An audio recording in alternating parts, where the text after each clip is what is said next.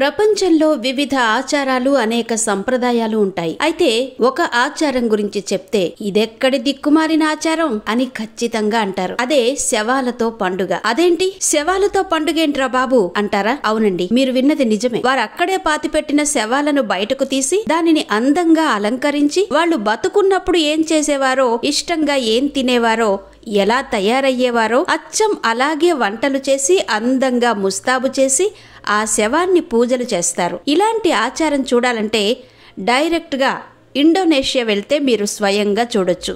ఇండోనేషియాలోని కొన్ని ప్రాంతాల ప్రజలు చనిపోయిన వారిని సమాధి నుంచి బయటకు తీసి స్నానం చేయించి పండుగలా జరుపుకునే సంప్రదాయాన్ని ప్రత్యేకంగా భావిస్తారు.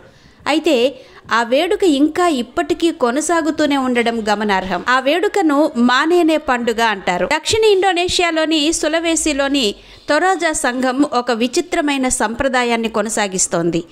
అంటే చనిపోయిన వారు ఇంకా బతికే ఉన్నారనే నమ్మకం. అందుకే వారి సంవత్సరీకం రోజున పాతిపెట్టిన శవాలను బయటకు తీసి ఆ రోజు పండుగ చేసుకుంటారు. ఈ ప్రత్యేక వేడుకనే మానేనే అంటారు. ఆ రోజు అంటే సమాధుల నుండి శవాలను బయటకు తీసి శుభ్రం చేసే పండుగ.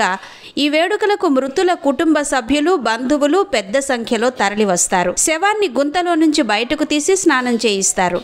ఆ శవానికి అంటుకున్న కీటకాలు, మురికిని జాగ్రత్తగా శుభ్రం చేస్తారు. కొత్త బట్టలు ధరించి సమాధులను శుభ్రం చేస్తారు. మృతదేహాలను శుభ్రం చేసిన తర్వాత వారి పట్ల తమకున్న ప్రేమను, గౌరవాన్ని తెలియజేస్తారు. వాటిని అందంగా అలంకరిస్తారు.